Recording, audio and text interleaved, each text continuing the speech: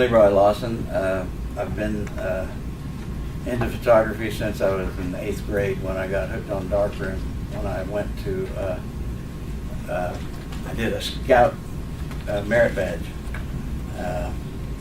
I lived in Phoenix, near Phoenix, Arizona, and we went to Luke Air Force Base and with our little Brownie Hawkeyes, and 5 Saturdays we photographed airplanes, and then we went into the great big darkroom and took home 8x10s, black and white of course, but it was wonderful, and I got hooked, and my mom and dad made a down payment at Ward's on a darkroom outfit. So from then on, we only had one bathroom, and I would do darkroom in the bathroom, and my brother, who's 5 years younger, would want to go in there with me, and I'd get the thing sealed with newspaper all around the door and everything, and in about 10 minutes he wanted out, and I wouldn't let him. So he became a Navy photographer later, though.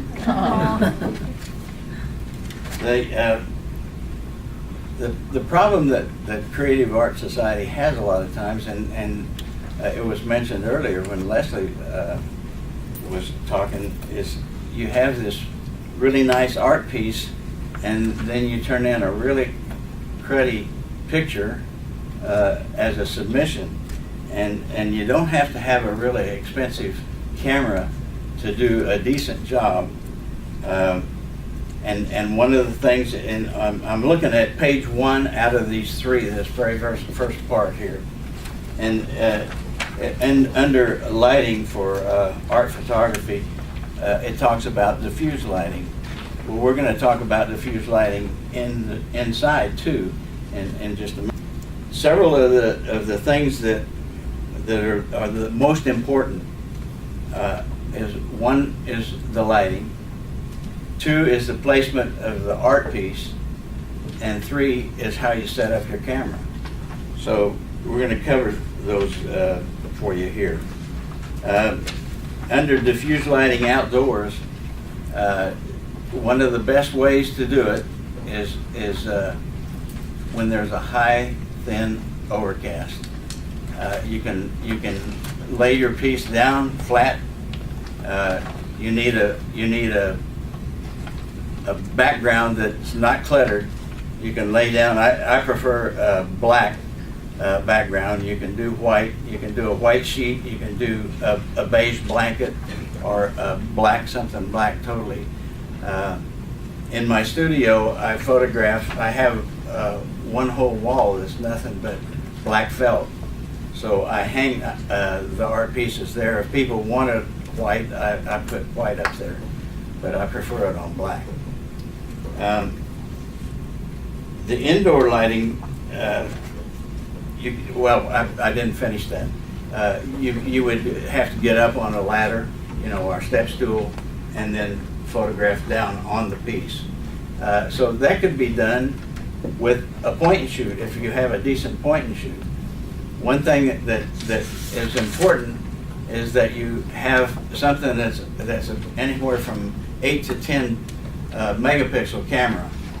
You want good quality to begin with. If you have a camera that is a digital single lens reflex, you're even better, and I'm going to show you that in just a minute. Putting the art piece, I like to put it on the wall. I wouldn't like to shoot down on it, but I do. If it's a small piece, I have a copy stand, and then the lights are out here, and I photograph it that way. But the other most important thing, one of the most important things, is that you get the piece level to begin with. So when you're putting it, if you're putting it on the wall, use a level to get it level, and then level your camera. I have this big level here, and I just put it on the camera a while ago, but even the tripod has a level on it, so you can start out having the tripod leveled, then you put the camera on, and then I have a little bubble level that I set up on it, and I level that. So if I start out level there and level here, I should have a shot that I can frame, and it will be okay. Let's go on to this how to photograph small to medium 2D artwork.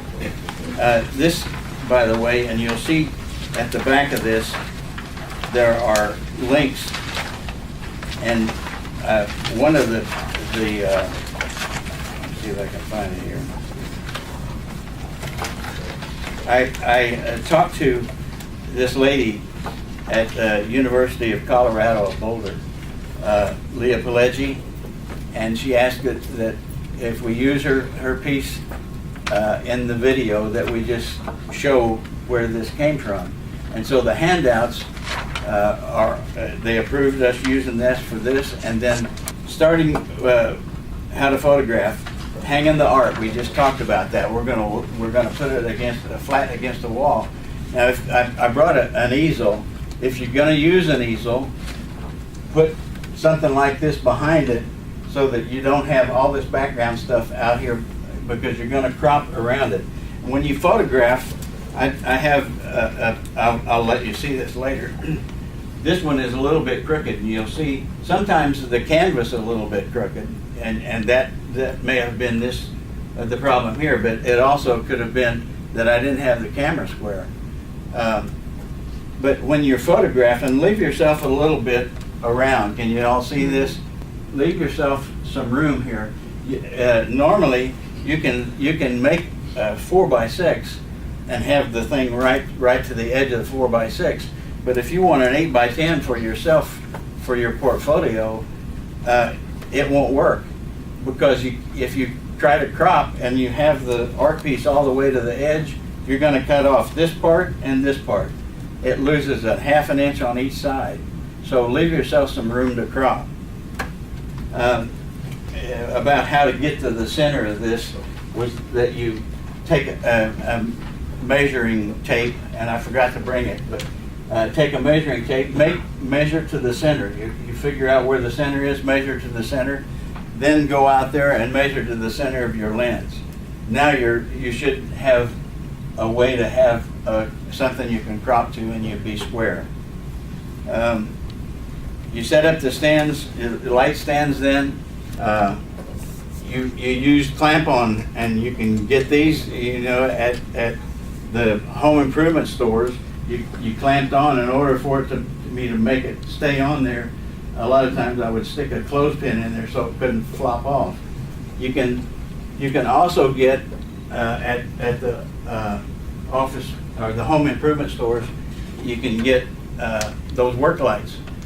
They already have stands. You can get a couple of work lights for about $30, and then you get the lights that you can use for film, bulbs, that you can use. Or I didn't mention a while ago, and I meant to, one of the most important things is that you have a way to set the white balance on your digital camera.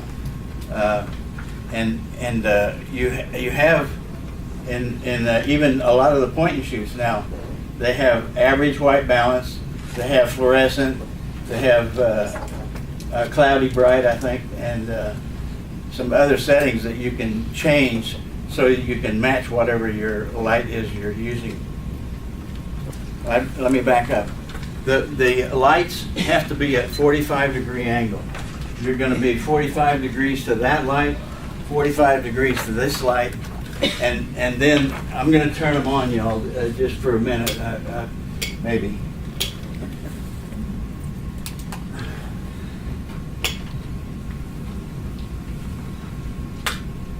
Now, the camera is already set. I already set so that I have it centered and I have some white space around it. And if I have this set, this is old photo flood, number 2 photo flood bulbs, probably from the 60s. I don't know how long I had those. But now, if I set my camera in the white balance, so if I set it to tungsten, I'm probably going to like what I see. If I don't, then I can adjust it to something that I do. And the way you can do that is you can set your own white balance by putting a piece of white up here and take a picture. Then you can set it in your computer. that's the white balance that you want to see. If you're going to use an umbrella, Thank you. oh, here it is, okay. If you're going to use an umbrella, you would have to have a piece to go on your, under your light. The stem of the light would stick down in here and you would tighten it. And then the umbrella would go through here, this way. And you can use it with this type light, just as long as you have the adapter. The adapters are cheap, and you can use them with electronic flash and so on. But I'm going to show you how I used to do it in the 60s before I got better cameras and better lights, and I was just a kid, of course. Not really. Anyway, you can diffuse the light, and what I would do, and this, you wouldn't leave these lights on real long when you have a piece of paper up here, but I have this so that I can clip to the clothespin, maybe.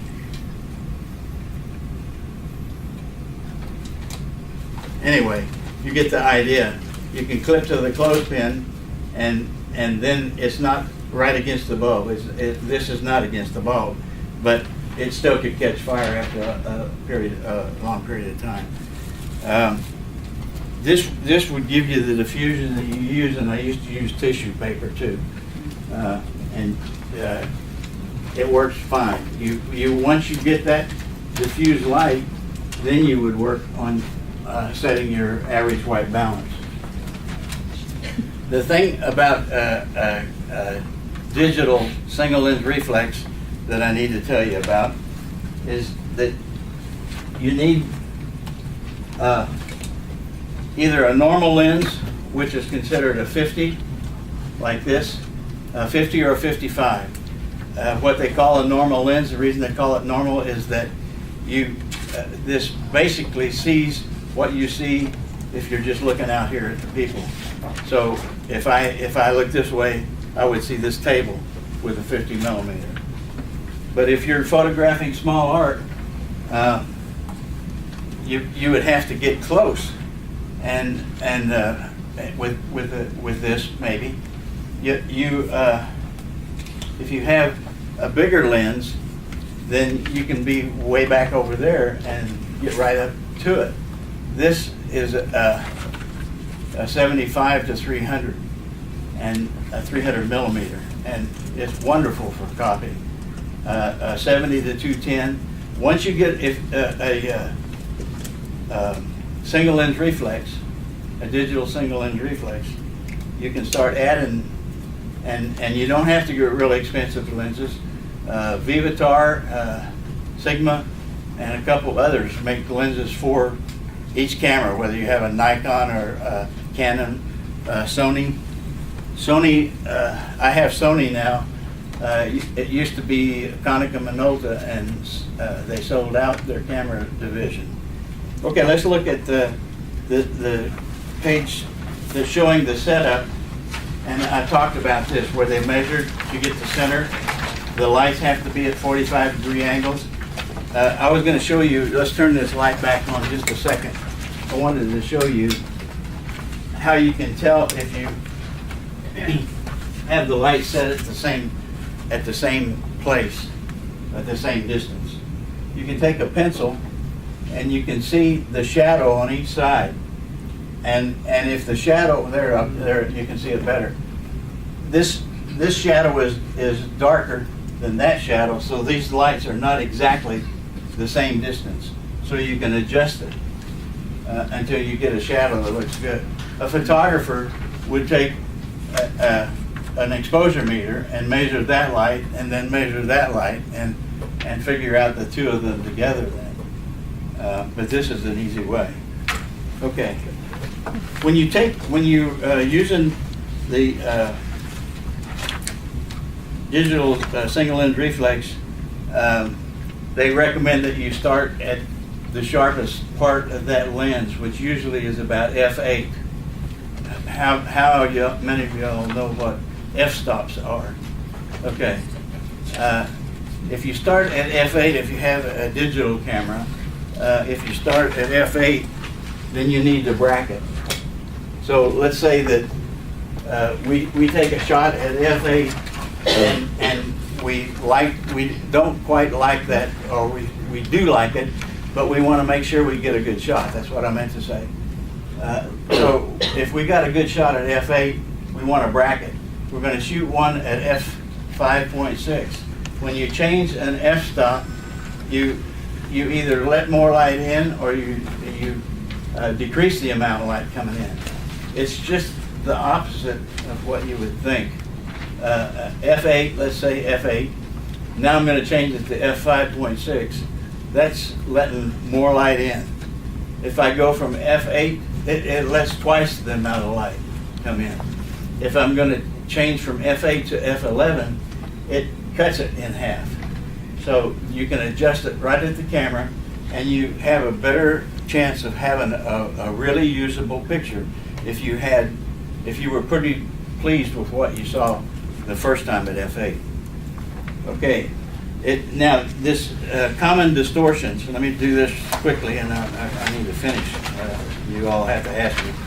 I didn't talk about ISO. That's if that was filmed. The ISO setting, we used to have Tri-X, was 400 ISOs. The Verichrome, which was color, was 100 ISO. Well, you have those settings on digital cameras also, so you can set the ISO. A lot of people like to shoot at ISO 100. You can get a little grain if you start going higher. The higher you go, if you go up to, say, ISO 800. I like to shoot around ISO 200, which is like you're likening it to a film at ISO 200. Okay, now let's talk about the distortions. If the camera is not at the right height, you can see what can happen. It's possible to change this in the computer with some of the programs, but it's time consuming. And occasionally it happens to me. I didn't get it quite the way I thought I did, and I have to straighten it up. But you can see, if it's not at the correct height, if this camera is down here and I'm shooting up, then the top of it is smaller. The other one, if it's not perpendicular to the arc, if it's not straight on, then it's going to be littler on one side than it is on the other. And then if the camera is too close, you start getting a curve on the side, and the curve's from the lens.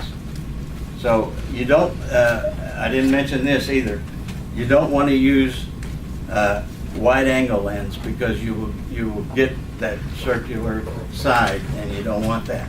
You're much better off if you have a longer lens and you shoot from a farther distance. The lens that when I first got digital, the lens that I got with the camera was at 28 millimeter to 110 millimeter, 105 millimeter. The 105 was perfect for portraits, and it's also perfect for doing artwork copies. But when you're doing 3D pieces, you would set up your lights the same way as you're copying here. You have a clean background, you put it on a pedestal or a table, you cover it. You're not wanting to photograph the table, you're wanting to photograph the art piece. You can be up just a little bit shooting down on it, and then in order to get a shadow, you want a shadow so that on the art piece itself, so you start seeing three-dimensional.